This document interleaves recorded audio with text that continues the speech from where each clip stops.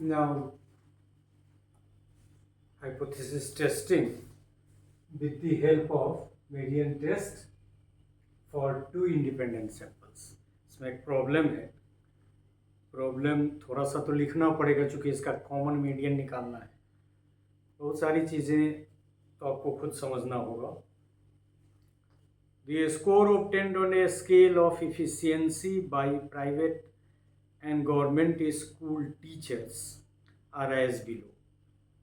मतलब एक efficiency test बनाया, उसका अपना पैरामीटर बनाया, एक स्केल डेवलप किया कि कौन इफिशियंट है in terms of certain aspects.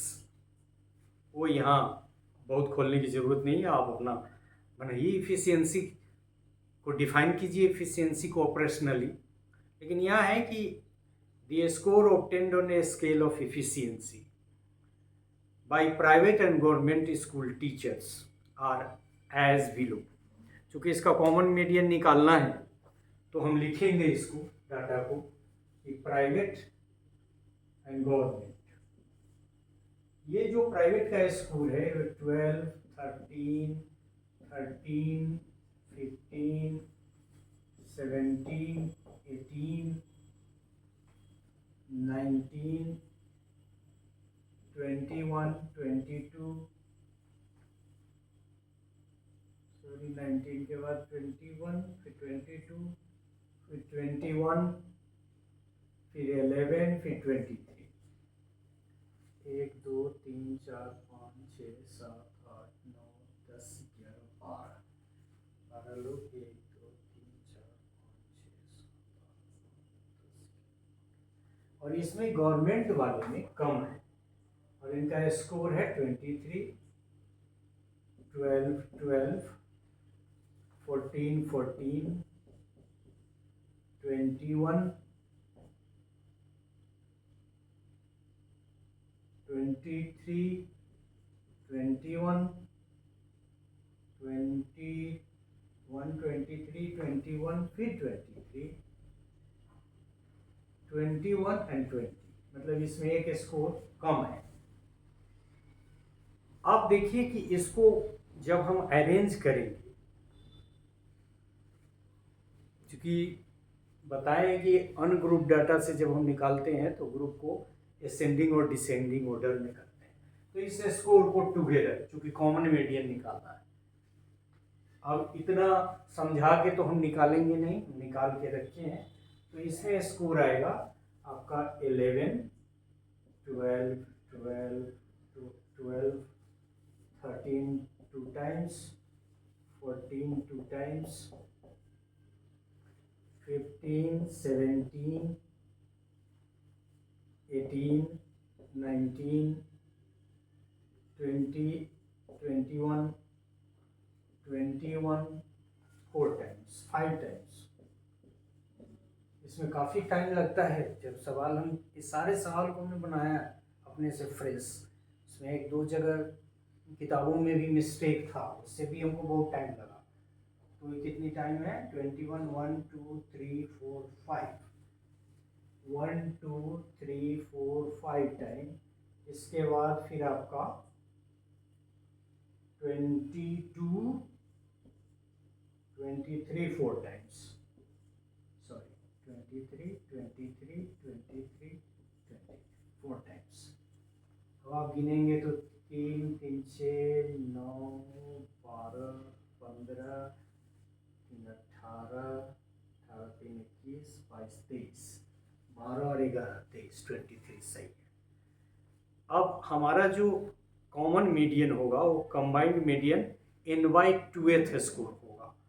तो n/2th स्कोर मतलब 12th स्कोर मोटा मोटी वो 19 आपका आएगा। इसमें 19 इसका मीडियन निकला। आप अपने ढंग से मीडियन निकालेंगे, आप चाहे तो इसको ग्रुप भी कर दीजिए, ग्रुप करके मीडियन निकालिए, हमने बताया। अब इसमें है कि दोनों ग्रुप में, ये जो हमारा ग्रुप है, इसमें हम लोग चिन्ह लगाएंगे।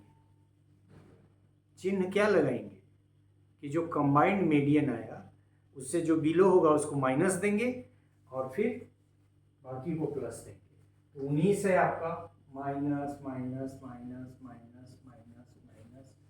अच्छा, इसमें क्या किया है, इसमें सोर्सेज हमने देखा, एक तो वन मीडियन बहुत जगह है भी नहीं है अवेलेबल, उसको हमने कई सोर्सेज में देखा, बहुत सारे सोर्सेज में चूंकि उसका इम्प्लीकेशन कम है तो हटा दिया है।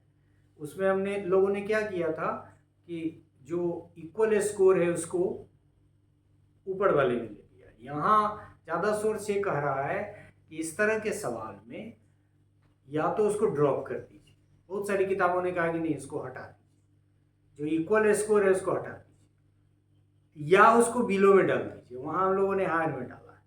तो आप देख लेना इसको, equal value to the obtained median value has also been considered as negative sign.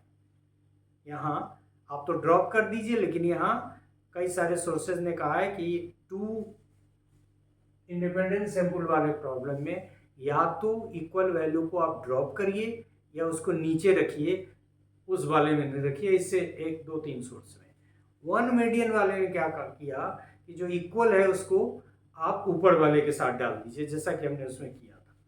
तो अब इसके लिए आप बहुत चिंतित नहीं हो। अब आप कर लें सब निगेटिव, इसके बाद यहाँ से आपका सब पॉजिटिव शुरू हो जाता है। ये एक निगेटिव है फिर पॉजिटिव है। अब इसको इसका भी वैसे ही आप कर सकते हैं, positive negative negative negative negative positive positive positive positive positive positive, और इसका कोई करना ही नहीं है।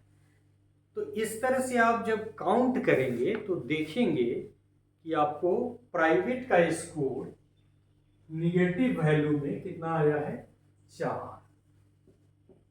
प्राइवेट का 4 आया, निगेटिव वैल्यू मतलब क्या है, बिलो वैल्यू, निगेटिव या बिलो, प्राइवेट का 4 निगेटिव, और पॉजिटिव कितना आया, 8। उसी तरह से गवर्नमेंट में क्या आया कि जो निगेटिव वैल्यू है, जो बिलो स्कोर है, वो 7 आया, और ये कितना आया, 4 आया।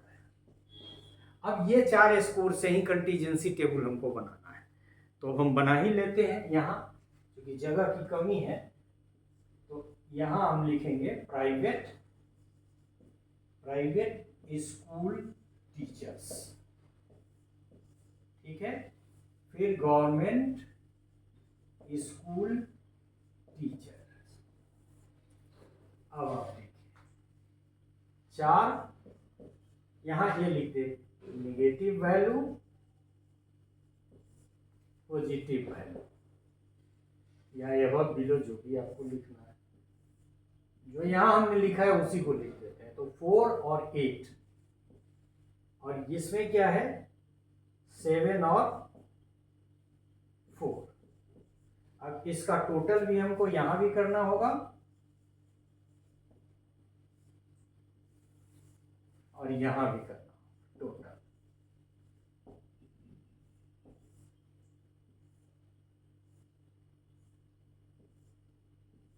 अब आप ठीक से देख लें, ये 11 हो जाएगा, ये 12 हो जाएगा, ये 12 हो जाएगा, और ये फिर ये 11 हो जाएगा, और इसका ग्रैंड टोटल 23 हो जाएगा।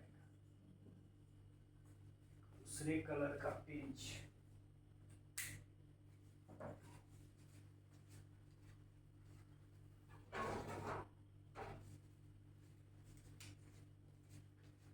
तो अब हम इसको नाम दे दें A B, A plus B, C D, C plus D, A plus C, B plus D, और ये A plus B plus C plus D.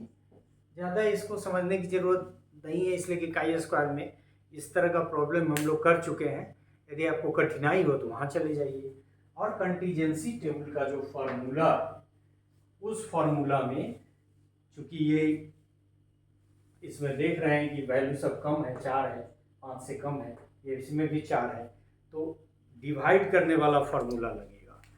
तो कौन सा काई स्क्वायर का कंटीजेंसी टेबल का फार्मूला लगेगा, chi square is equal to n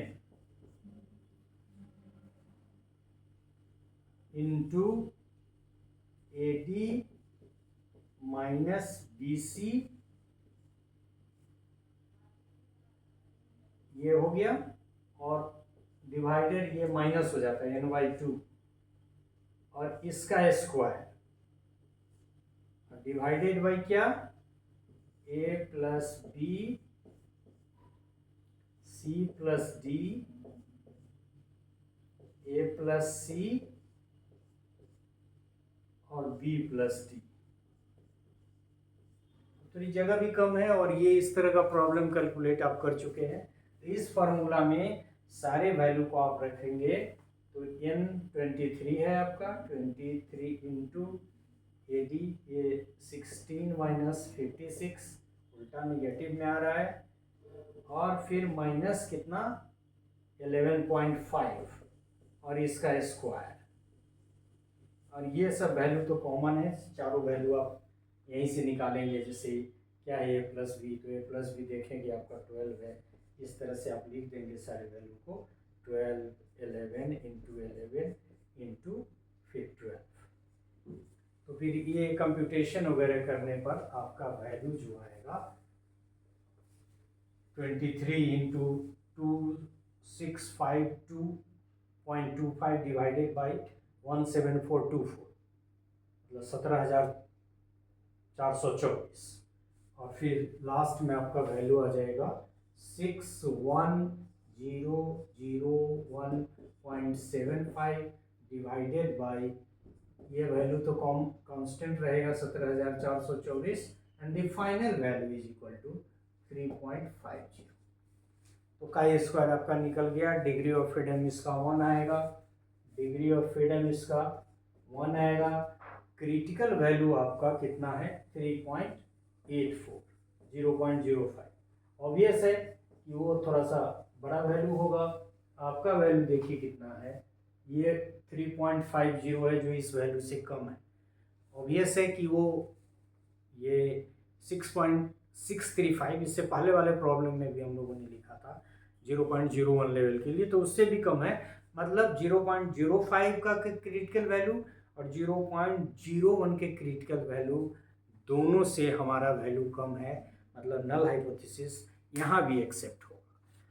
so the critical value is this, for 1 degree of freedom the null hypothesis is retained, we can मतलब accepted, we can conclude that the obtained scores of private school teachers and government school teachers are not different from the common median। तो null hypothesis जब retain होगा तो वहीं आ जाएगा, hypothesis आपने बनाया। सो in this वे ये भी हम लोगों ने hypothesis टेस्ट करना सीख लिया। सिर्फ इसमें है कि कंटीजेंसी टेबल वाला फार्मूला, और 2 फार्मूला है, आपको याद भी होगा कि एक n का मान ठीक ठाक हो, और जब सेल में 5 से कम वैल्यू होता है तो हम लोग करेक्शन करते हैं, तो फार्मूला चेंज होता है। उसमें तो -0.5 माइनस करते थे, इसमें क्या होता है कि n/2 यहाँ सब्ट्रैक्ट होता है, अदरवाइज फार्मूला वो रहता, यही सिर्फ हट जाएगा माइनस वाला। बाकी यदि सेल में वैल्यू 5 से अधिक है तो वो वाला फार्मूला लगेगा जिसमें n/2 नहीं होगा, बाकी इसमें। तो ये काई स्क्वायर से ही आ रहा है, बहुत ज़्यादा एक्सप्लेन करने की ज़रूरत नहीं है। So in this way we could solve the problem, we could test the hypothesis, computation of median test for 2 independent samples. So thank you for this part. Thank you.